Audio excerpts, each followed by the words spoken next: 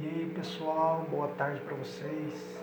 Estamos aqui hoje no dia 9/6 e hoje eu quero falar bem rapidinho sobre o tema palavras inteligíveis. E dentro deste tema eu quero falar sobre onomatopeia. E para me basear este tema, eu quero estar lendo com vocês a primeira carta que o apóstolo Paulo escreve à igreja de Corinto, no capítulo 14 e o versículo de número 9, diz assim: assim também vós, se com a língua não pronunciardes palavras bem inteligíveis, como se entenderá o que diz? Porque estareis como que falando ao ar. Aqui o apóstolo Paulo, ele está conversando com o pessoal da igreja de Corinto, através de uma carta, explicando para eles sobre o uso excessivo do dom de línguas. Porque a gente sabe, que as línguas estranhas é um dom espiritual, em que Deus concede às pessoas. E a igreja de Corinto era uma igreja rica neste dom. Só que o problema é que estava tendo um uso excessivo do falar em línguas no horário do culto. De modo que aqueles que não tinham esse dom e estavam dentro do culto para ouvir a palavra de Deus, não estavam entendendo por causa do uso excessivo desse dom. E aí Paulo, então, quando você for ler o contexto imediato, Paulo ele vai advertir para que aquele que tem o dom de língua ore a Deus para que também haja o dom da interpretação dessa língua. Por que Paulo diz isso? Porque a gente sabe, que a língua estranha, ela edifica a pessoa própria com Deus. É uma ligação dela com Deus. De modo que quem está do lado ou quem está na retaguarda, ela não entende nada quando escuta. Apenas confunde a pessoa, apenas deixando confusa. E aí, então, como estava tendo um uso excessivo, e as outras pessoas que não tinham esse dom precisavam entender a pregação da palavra na hora do culto, Paulo então adverte para que eles buscassem também o dom da interpretação dessas línguas. Porque quando existe a interpretação da língua estranha, essa língua estranha se transforma em uma profecia. E a profecia, ela edifica toda a igreja, porque ela se transforma em algo inteligível para toda a igreja. De modo que toda a igreja entende aquilo que foi falado, porque foi profetizado, ou foi, no caso, foi interpretado em forma de profecia para a igreja. Aí sim toda a igreja é edificada. E aí Paulo fala que, então, se não houver intérprete, que fale consigo e Deus. E assim por diante, beleza. Só que eu quero me deter no versículo 9, pegando este tema, palavra inteligível, porque ele diz assim, assim também vós, se com a língua pronunciardes palavras bem inteligíveis, não pronunciardes palavras bem inteligíveis, como se entenderá o que diz? Então Paulo está dizendo que no culto, na hora da adoração a Deus, da pregação da palavra, o que precisa se expressar é algo inteligível, é algo em que todos ouvem e entendem. Todos ouvem e compreendam aquilo que está sendo falado. E essas palavras inteligíveis, elas têm que ser tanto no sentido, quando a pessoa, no sentido oral, quando a pessoa está falando e você está ouvindo, ou também no sentido escrito. Quando você vai escrever algo, quando você vai argumentar alguma fala, você precisa trazer essa expressão escrita de forma inteligível, para que todos entendam. E dentro deste tema, palavras inteligíveis, eu quero falar sobre o uso excessivo da onomatopeia. Eu acredito que todos nós, durante a nossa vida acadêmica, desde o jardim de infância até a formatura, todos nós já ouvimos essa expressão ou essa terminologia onomatopeia. Nós já estudamos sobre isso. E todos sabemos que a onomatopeia, ela é uma figura de linguagem para expressar algo. A onomatopeia é uma figura de linguagem para expressar, por exemplo, um ruído, para expressar um ronco, para expressar um barulho alto, para expressar uma risada e assim por diante. E a onomatopeia nem sempre ela é um uso de linguagem inteligível. Não é um uso de linguagem, né, em que as pessoas entendam. Para isso nós precisamos argumentar, nós precisamos, né, ter base em relação ao assunto e não apenas usar a onomatopeia às vezes para refutar uma fala. Então ela não é uma expressão inteligível. Mas a onomatopeia ela é muito usada. Desde a minha infância até nos dias de hoje, usa demais a onomatopeia. Vou dar um exemplo para vocês da minha infância. Na minha infância, quando eu era criança, nós tínhamos o costume, hoje em dia não existe mais, até existe, mas as crianças não usam, porque hoje tem um aparelho, né, tem um celular, tem um computador, tem não sei o que e tal.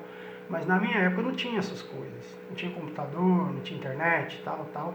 E a gente tinha o uso, ou tinha o hábito, né, de estar lendo gibis. Quem é da minha época sabe do que eu estou falando.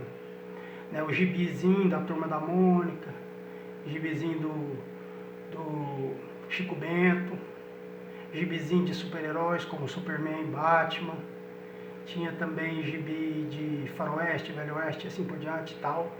E os gibizinhos, né, eram alguns caderninhos, umas cartilhas, né, onde tinha as ilustrações, né, por exemplo, tinha o desenho da Mônica, o desenho de Cebolinha, o desenho do Cascão, da Magali, tal, Chico Bento e assim por diante. E em cima deles tinha o balãozinho com a fala, de modo que o Cebolinha estava conversando com a Mônica e aí tinha a fala em cima deles, dentro de um balãozinho. E a gente acompanhava essa leitura e tal, olhava as ilustrações e ficava preso naquilo ali. Prendia a criança. Era muito bom. E nesses gibis era comum o uso da onomatopeia. Por exemplo, se você estava lendo um episódio em que a Magali estava dormindo, aí geralmente eles levantavam o balãozinho, colocavam e punham um tanto de Z, para expressar que a Magali estava dormindo. Se você entrasse num outro episódio, por exemplo, que o Cascão soltou uma bomba, né, como uma brincadeira, né, de criança e assim por diante, ele vai e solta uma bomba no quintal do Cebolinha. Aí eles iam e colocavam o balão, né, e colocavam o B-O-M-M, BOM, para expressar a bomba. Se estava tendo uma confusão, uma briga de criança entre Cebolinha e Cascão, e um dava o soco no outro, eles colocavam a expressão no balãozinho, né, do soco, pô, e assim por diante. Então isso aí é onomatopeia, né, é uma figura de linguagem para expressar algo, um ruído, um soco, o sono e assim por diante. Só que a onomatopeia, ela não é algo inteligível, né, ela não é algo de fácil entendimento. Né, existem onomatopeias naquela época em gibis, em que a gente precisava perguntar aos pais da gente o que significava aquilo que estava no balão, porque a gente não entendia.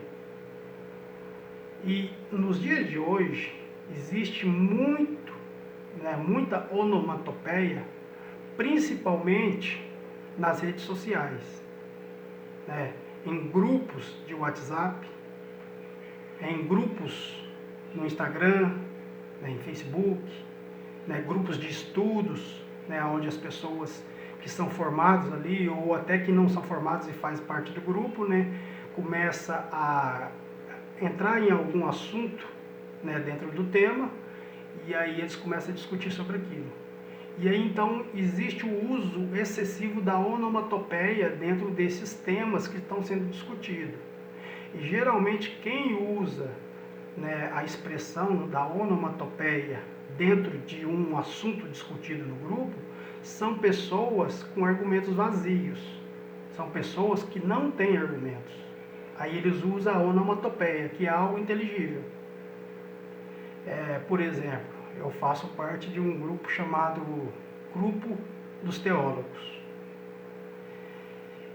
Vamos supor que eu estou em um grupo de teólogos, só que não são só teólogos que estão nesse grupo, né? Existem outras pessoas formadas em outras áreas que também faz parte do grupo dos teólogos, porque são simpatizantes, mas fazem parte do grupo.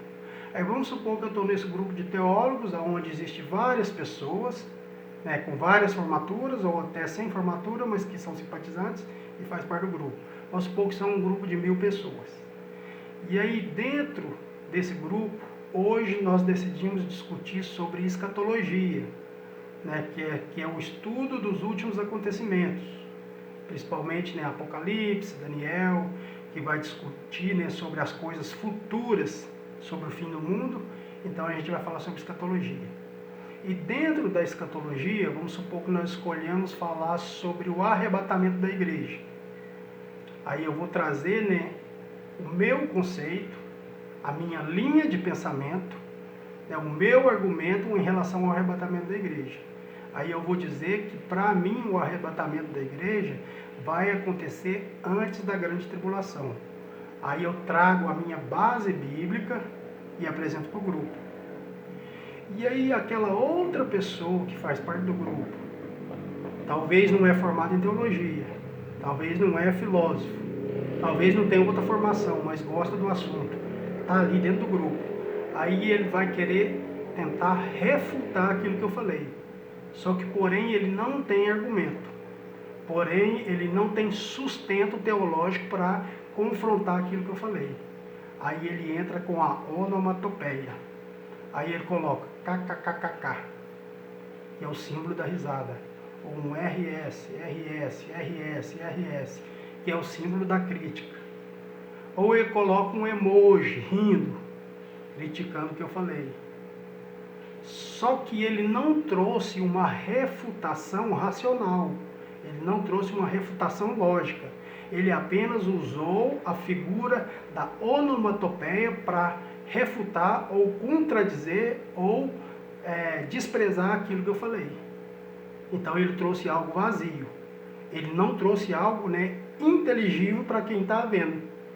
Porque aí os outros que fazem parte do grupo vai ver o que eu trouxe, vai ver a minha base bíblica, a minha base teológica, vai entender qual é a minha linha de pensamento. Aí quando vai ver a refutação do outro que trouxe, vai ver só emoji. Aí vai ver que aquela onomatopeia é uma onomatopeia ou uma refutação vazia, sem sentido, sem sustento, sem nada. Então eu quero falar hoje sobre palavras inteligíveis. Em tudo que nós formos discutir, né, dentro dos nossos grupos, seja lá qual for o tema, não precisa ser um tema religioso. Às vezes você faz parte de um grupo político, porque hoje em dia todo mundo está envolvido com política.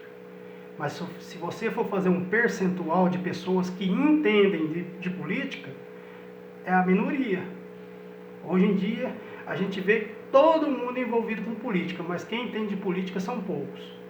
Aí você faz parte do grupo, aí aquele que entende de política, aquele que conhece de política, aquele que estuda política, ele traz o argumento dele para o grupo, aí aquele que é leigo na política, mas faz parte do grupo, ele entra com a onomatopeia, né? Com algo vazio, com uma refutação vazia, com um argumento sem sentido.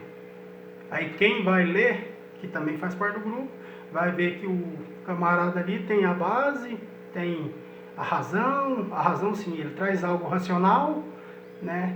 E o outro não tem argumento nenhum, e aí é muito mais fácil a gente, né, interessar, a gente, né, ter uma afeição maior por aquele que tem o argumento do que por aquele que não tem. É lógico que nem sempre, né, a gente sabe que não existe o dono da verdade, não existe aquele que é o dono da razão, né? Pode ser também que mesmo nós, ou eu, por exemplo, mesmo eu tendo argumento teológico, eu tendo argumento pautado na Bíblia, argumento filosófico que seja, assim por diante, mesmo eu tendo isso, não quer dizer que eu esteja certo. Por isso que é bom dentro do grupo você trazer o seu argumento, você trazer a sua defesa, e o outro traz a defesa dele, o argumento dele, ainda que oposto ao seu, para que através desses 2, 3 ou 4 argumentos, vocês né, estudar um, outro, para que cheguem num consenso. Porque pode ser que o meu argumento, né, para mim tá certo, mas a partir do momento que eu leio outros argumentos, eu falo, peraí, nesse ponto aqui, realmente aquilo ali faz mais sentido. Então pode ser que a gente então chegue ali num acordo comum, né? É difícil ter um acordo comum, mas acontece da gente mudar alguma coisa, algum pensamento que a gente tinha, que era um pensamento errado, mas que a gente achava que estava certo. Então eu quero dizer para você, use palavras inteligíveis, palavras em que a gente entenda, palavras racionais, palavras, né, de fácil entendimento para quem está lendo, ou de fácil entendimento também para quem está ouvindo, que às vezes é através de um vídeo. Então, tudo que a gente for fazer, faça de forma inteligível. Faça, né, de forma que as pessoas entendam. E deixa essa coisa de onomatopeia, né? Deixa essa coisa de refutar através de argumentos vazios. Tá bom? Porque a onomatopeia, ela é um argumento vazio. Esse negócio de emoji, de kkk, de risadinha, na verdade não é uma refutação. Isso aí está mostrando que a pessoa ela não tem conteúdo, ela não tem resposta, ela não entende do assunto, ela é leiga. Então eu quero deixar essa dica para que nós venhamos, né, usar palavras inteligíveis, seja de forma escrita, seja de forma oral, mas que nós venhamos, né, sim, ter palavras e argumentos inteligíveis, tá bom? Fica com Deus, tenha uma ótima tarde e até a próxima.